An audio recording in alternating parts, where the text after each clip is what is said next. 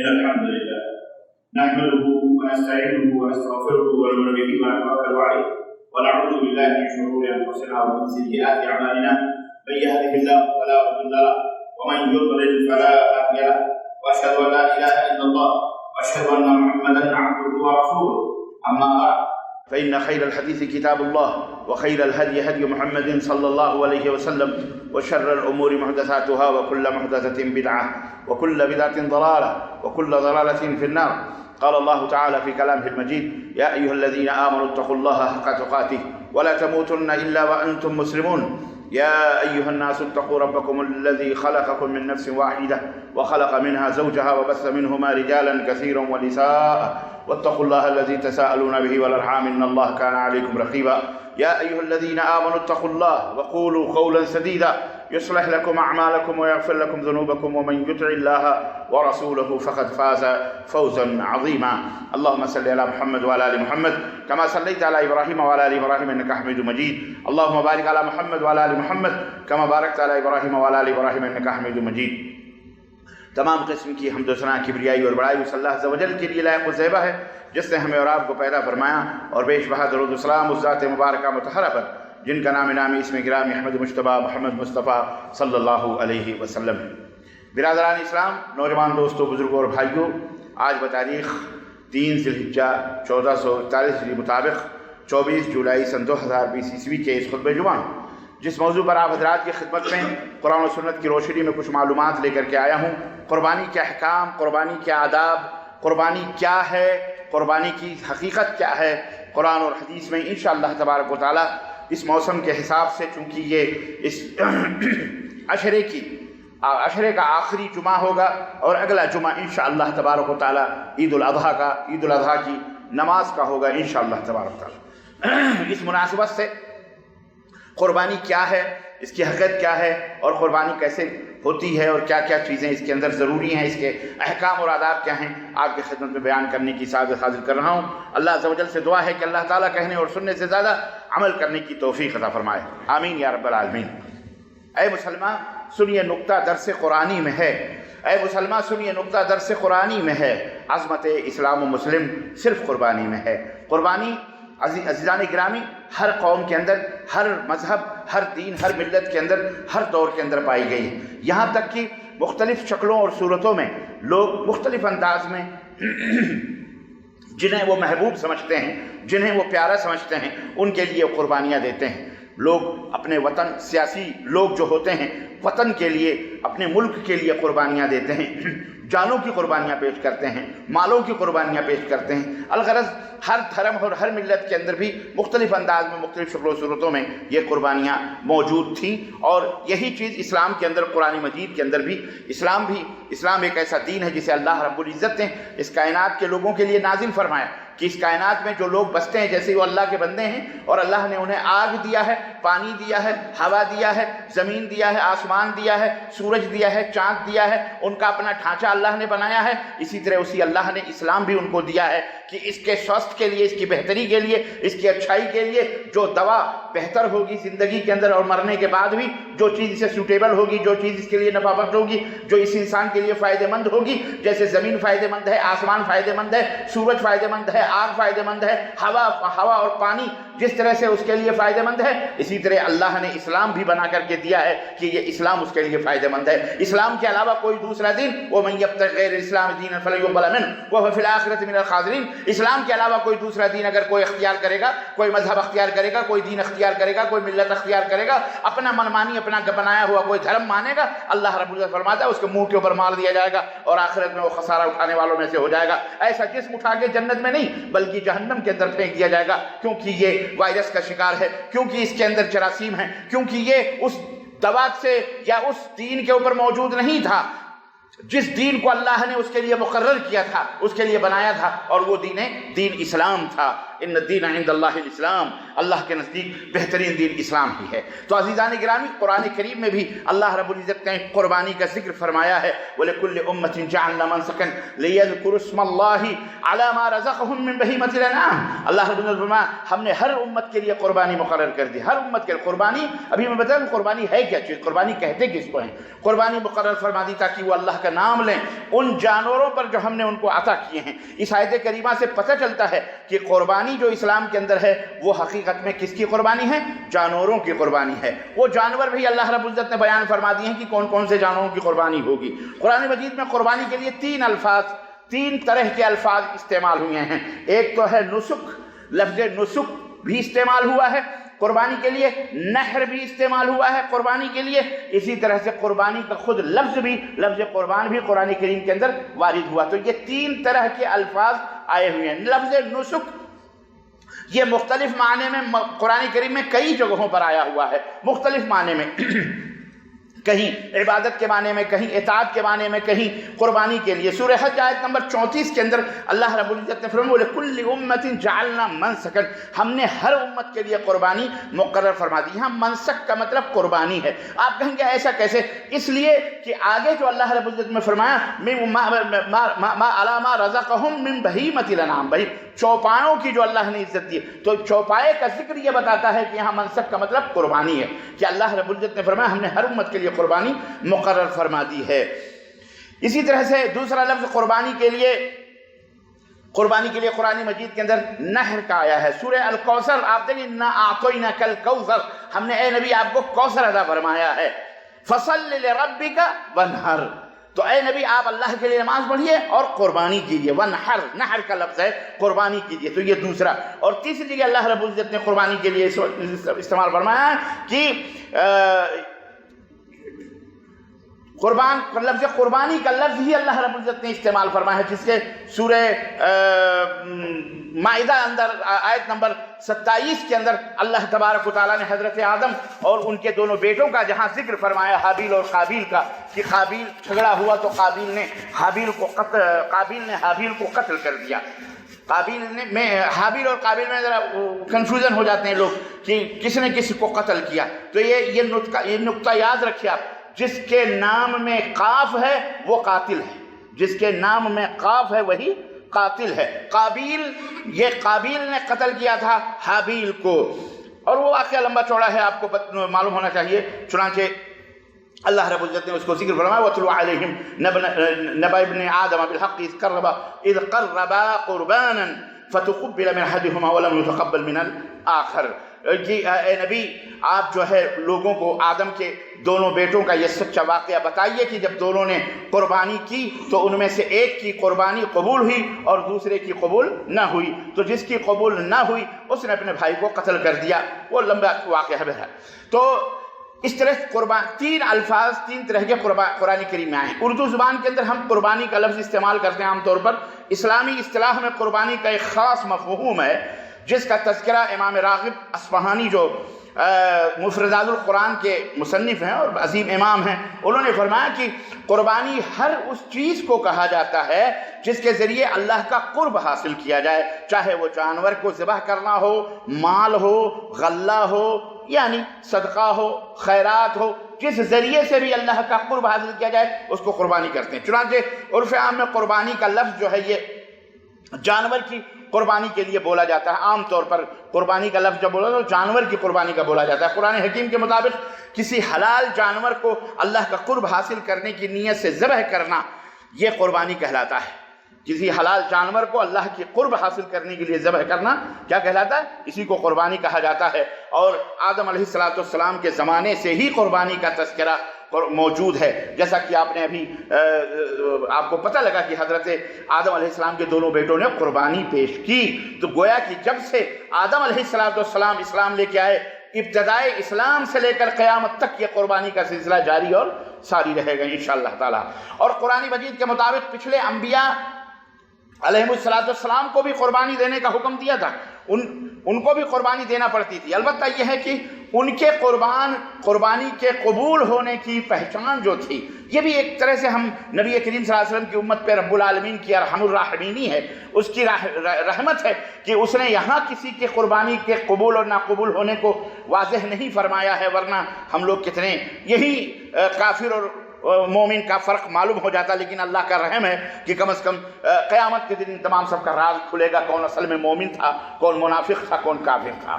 ہر کلمہ پڑھنے والا اپنے آپ کو مومن و مسلمان ضرور کہتا ہے. المہم، لیکن یہ پچھلی امتوں میں یہ ضرور تھا کہ وہاں فوراً واضح ہو جاتا تھا کہ جب بھی وہ قربانی دیتے تھے اللہ تبارک و تعالیٰ آسمان سے آگ نازل فرماتا تھا، اور وہ آگ جس کی قربانی کو کھا جاتی تھی یہ سمجھو وہ مومن تھا، اس کی قربانی قبول تھی. اور جس کی قربانی جس کی آگ نہیں کھاتی تھی اس کی قربانی اللہ تبارک و تعالیٰ کے ہاں قبول نہیں ہوتی تھی.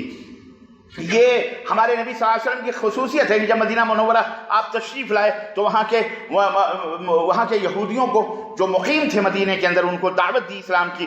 تو سورہ آل عمران کی 183 میں اللہ رب العزت بیان فرمایا الذین قالوا ان اللہ عہد الینا الا نؤمن رسول حتی یأتینا بقربان تأکلہ النار.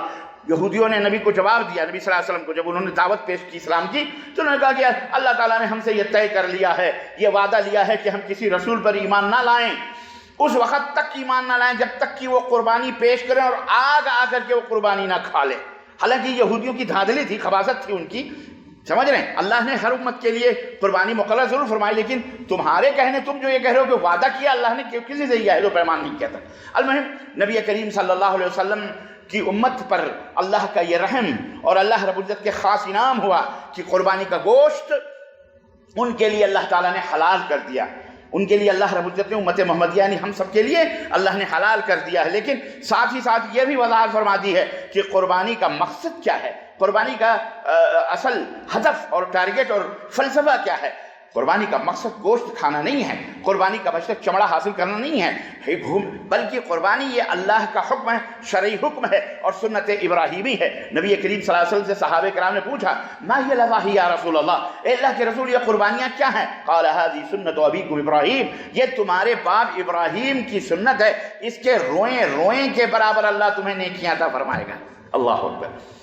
چنانچہ اللہ رب العزت قرآن کریم میں فرمایا کہ لن ینال اللہ لحومها ولا دماؤها ولکن ینالہ التقوی منکم. اللہ کو نہ اس کا خون پہنچتا ہے، نہ اس کا لحوم یعنی نہ اس کا گوشت پہنچتا ہے، بلکہ اللہ کو جو چیز پہنچتی ہے وہ کیا ہے؟ تمہارے دل کا تقوی ہے. ریاکاری نہ ہو، دکھاوا نہ ہو، سمعہ نہ ہو. بڑے بڑے جانور کہتے ہیں 1 لاکھ کے 3 کروڑ کے، پاکستان میں ابھی ویڈیو چل رہی آ رہی ہے 3 کروڑ کا بیل پہاڑ کی طرح ماشاءاللہ تبارک اللہ کھڑا ہوا ہے.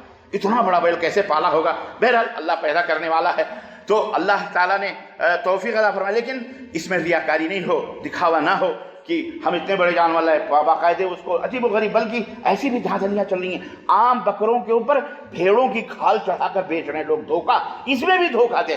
عوام واللہ بتلا رہا چمڑے پتہ نہیں کیسے کیسے سل کے بالوں میں اس کو دمبا بنا، کیونکہ جن کو دمبا پسند ہے وہ دمبے خریدتے بیچارے. تو عام بکرے پر دمبے کی کھال پتہ نہیں کیسے سلول کر کے مارکیٹوں کے اندر سپلائی کیا ہوا ہے. یعنی یہاں بھی فراڈ.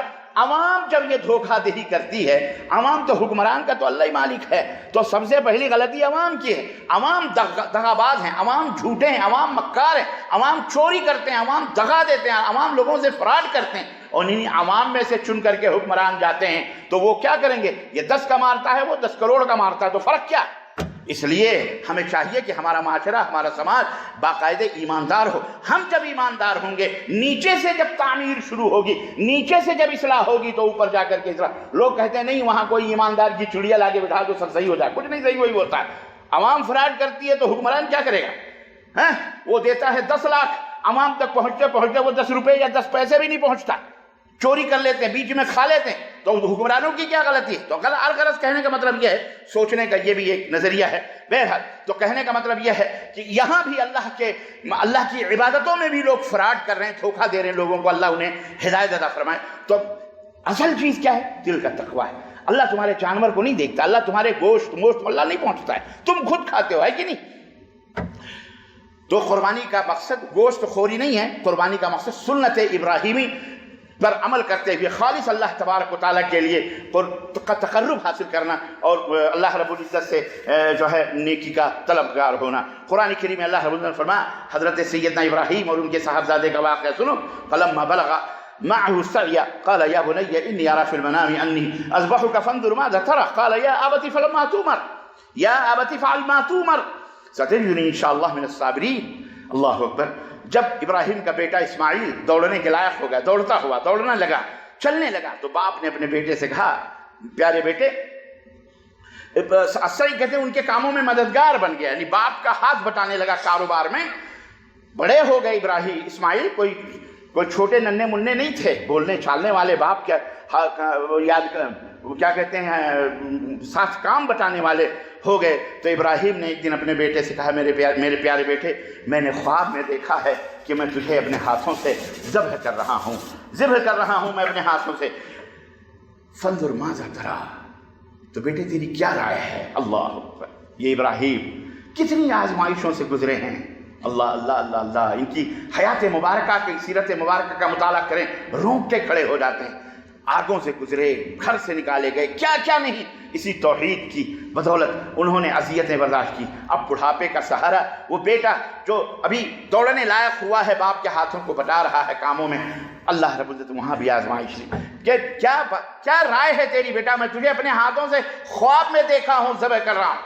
سعادت مند بیٹے نے گردن جھکا لی اور کہا، یا ابت فعل تؤمر یا ابت فعل ما تؤمر ستجدنی انشاءاللہ من الصابرین۔ ابا حضور، آپ کو جو آپ کے رب نے، آپ کے اللہ نے حکم دیا ہے، آپ کر گزریے، ستجدنی، مجھے آپ صبر کرنے والا پائیں گے، گریہ بزاری کرنے والا نہیں، رونے دھونے والا نہیں۔ باپ نے بھی بیٹے کو دیکھا ہوگا، بیٹے نے بھی باپ کو پہچانا، باپ کی شفقت محبت۔ اور یہ کون سا بیٹا تھا؟ یہ وہی بیٹا تھا جسے گود کے اندر، اس کی ماں کی گود کے اندر باپ نے غیر ذی زرع اسی مکہ المکرمہ کے اندر ایک چھاگل پانی اور ایک ٹوکری کھجور دے کر کے چھوڑ کے گیا تھا۔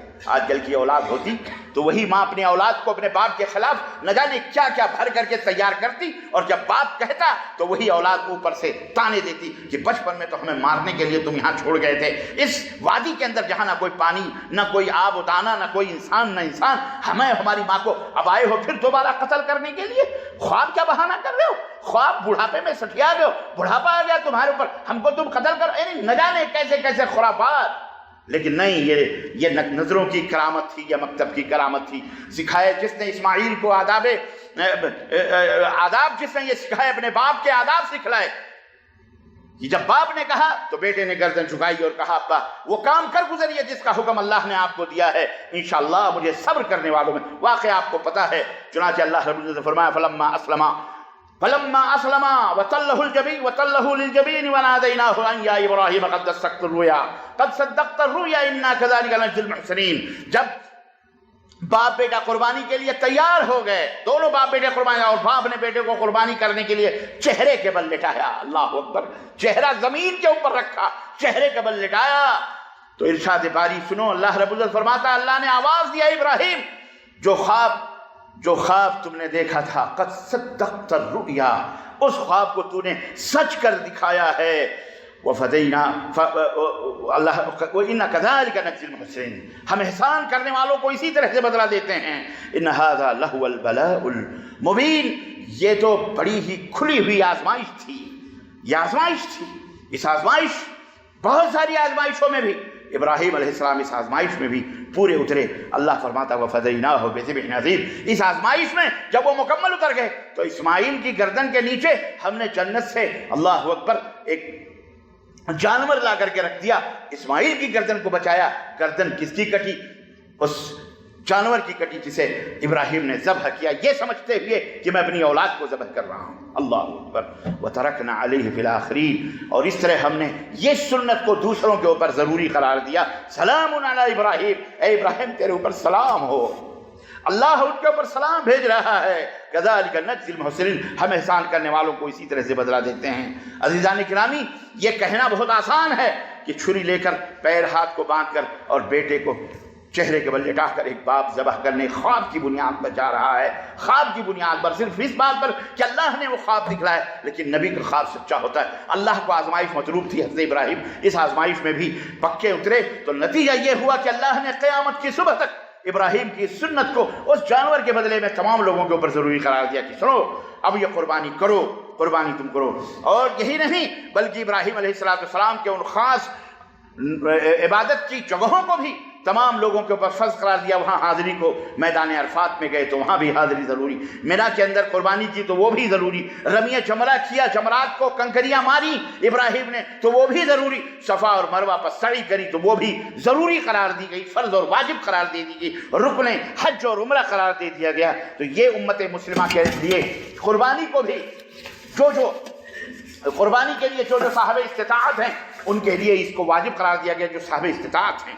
چنانچہ خود رسول اللہ صلی اللہ علیہ وسلم نے تمام امت کے پوری امت کے مسلمان ہر خطے اور میں اسی حکم پر عمل کرتے ہیں اور قربانی کو اسلام کا شعار سمجھتے ہیں۔ اسلام کا یہ شعار ہے، سورہ حج آیت نمبر 36 میں اللہ رب العزت نے ارشاد فرمایا وَالْبُدْنَ جَعَلْنَاهَا لَكُم مِّن شَعَائِرِ اللَّهِ، یہ اونٹ، یہ جانور، یہ گائے، یہ بکرے جو ہم نے تمہارے لیے قربانی کے لیے بنائے ہیں، یہ در حقیقت اللہ کی عظمت کے شعائر ہیں، نشانیاں ہیں، نشان بنایا ہے۔ اس شاعر کو اس لیے میں تمہارے لیے اسی میں تمہارے لیے خیر ہے، تو یہ ہمارے لیے قربانی میں خیر ہے اور بھلائی ہے۔ اس لیے قرآن مجید کے مطابق اس قربانی کیا ہے، اس کی حقیقت کا ہم کو پتہ چلا، اللہ کا قرب حاصل کرنا جس میں ریاکاری نہ ہو، دکھاوا نہ ہو، سماع نہ ہو اور دلوں کے اندر کوئی وسوسہ اور کھٹک نہ ہو۔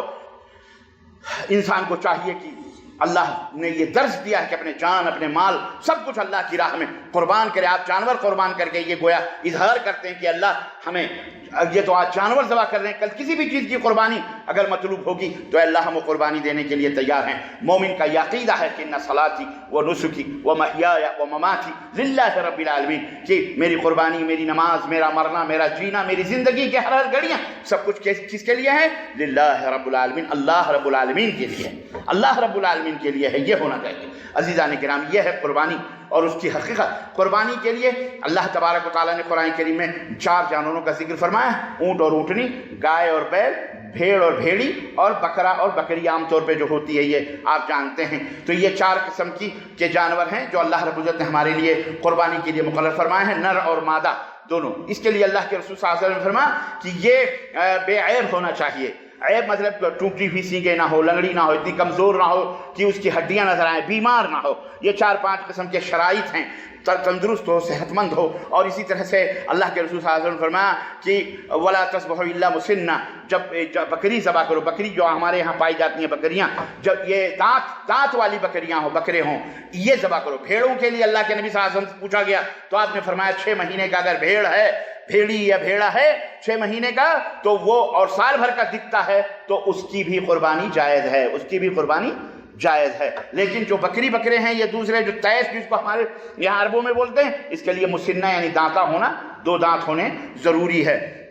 اور جس طرح سے جانوروں کا بے عیب ہونا ضروری ہے، اسی طرح سے قربانی کرنے والے کے مال کا بھی حرام سے پاک ہونا بے حد ضروری ہے۔ لوگوں کی جیبیں کاٹ کر، جھوٹ بول کر، چوری کر کے، بدماشی کر کے، غش کر کے، خیانت کر کے، لوگوں کے اوپر ظلم کر کے جو پیسے کمائے، اس سے 1 نہیں 2 نہیں 1000 نہیں لاکھ قربانیاں کر لو، اس کا کوئی فائدہ تم کو نہیں ہوگا۔ یاد رکھو، تو عیبوں کو ڈھونڈنے سے پہلے جانوروں کے اندر اپنے عیبوں کو بھی ڈھونڈو کہ تمہارا یہ مال، تمہارا یہ پیسہ کہیں حرام کا تو نہیں ہے۔ اگر اس طرح کا ہے تو پھر اس کی قربانی جائز نہیں ہے۔ اسی طرح قربانی نماز کے بعد، عید الاضحیٰ کی نماز کے بعد قربانی کرنا ہے۔ نماز عید الاضحیٰ سے پہلے جو لوگ قربانی کرنے کے فتوے دیتے ہیں کہ دیہات ہے، گاؤں ہے، فجر بعد ہی کر لو، یہ سب حرام کام ہے، یہ سب کھانے پینے والوں کا کام ہے، یہ قربانی اللہ تعالیٰ کے ہاں قابل قبول نہیں ہوتی ہے۔ اسی طرح سے قربانی کے لیے ضروری ہے، آداب ہیں اس کے کہ ذبح کرنے سے پہلے اپنی چھریوں کو صاف کر لیں، تیز کر لیں، اور آپ کو پتہ ہے پھر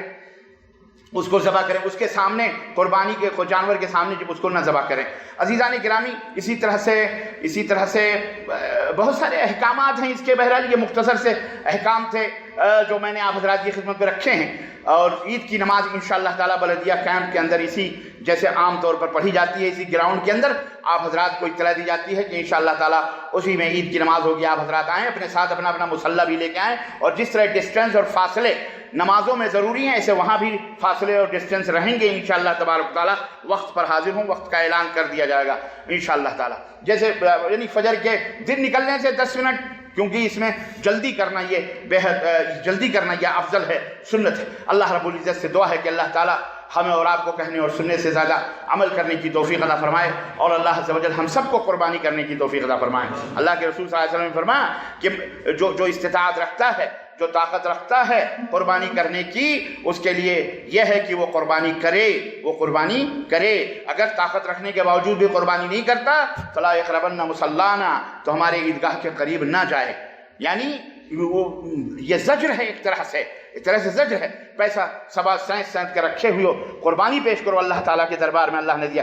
बाज़ लोग इस्तिताअत के लिए ज़रूरी करार देते हैं कि साहब वो मालिक निसाब होना है, इतने, जैसे ज़कात के लिए जो शराइत हैं ऐसे ना, इसके लिए कोई शराइत वराइत नहीं है, इसके लिए कोई शराइत, ज़कात वकात के कोई शराइत नहीं, मालिक निसाब होना इसके लिए शर्त नहीं है। ताकत है, अगर आपके पास, आप मखरूज नहीं है, आपके पास है पैसा, तो आप कर लें। इसी तरह से गाय है, बैल है, इसके अंदर 7 हिस्से लगेंगे, 7 हिस्से लगेंगे। और अगर ऊँट है तो उसके लिए 10 हिस्से हैं, उसके लिए 10 हिस्से हैं। इसी तरह से कुर्बानी जो है यौमुन नहर 10वीं तारीख को कुर्बान, फिर अय्याम तशरीक़ 3 दिन, यानी 10, 11, 12, 13, यानी 4 दिन कुर्बानी करने के हैं। कितने दिन हैं? हमारे मुल्कों के अंदर मौलवी बताता सिर्फ 3 दिन है।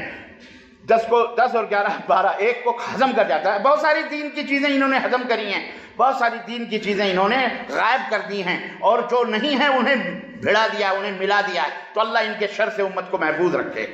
हाँ, बल्कि कितने दिन हैं? यौमुन नहर 1, 10वीं तारीख, वो अय्याम तशरीक़, जिसको अल्लाह के नबी सल्लल्लाहु अलैहि वसल्लम अय्याम तशरीक़ फरमाया। तशरीक़ कहते हैं गोश्त को सुखाना, गोश्त सुखाना। अरब में गोश्त को सुखाया जाता था इस तेज़ धूप के अंदर हज के बाद। तो बहरहाल, तो इस तरह से यह है, 4 दिन कुर्बानी है, आप 4 दिन कुर्बानी करें।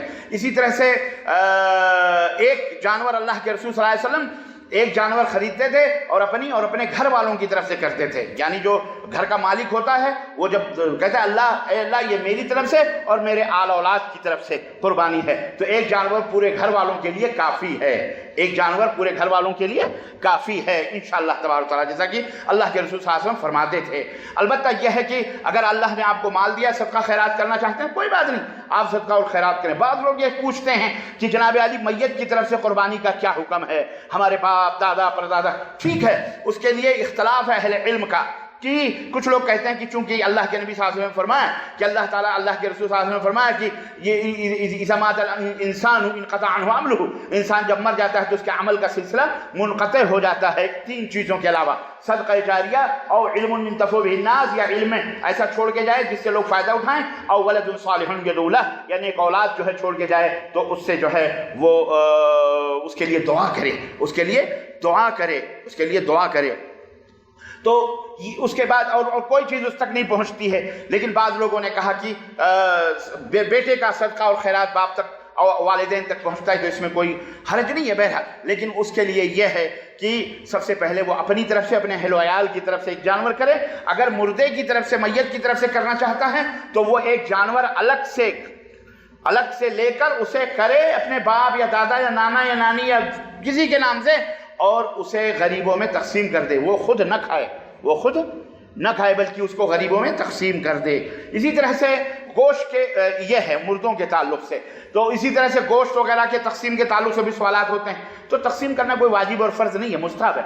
यह उस वक्त था जब लोग कम कुर्बानियाँ करते थे, तो उनमें यह था कि 3 हिस्से बना लो, एक हिस्सा खुद रख लो, एक हिस्सा चीज़ों कारी को दे दो, गरीबों में तकसीम कर दो।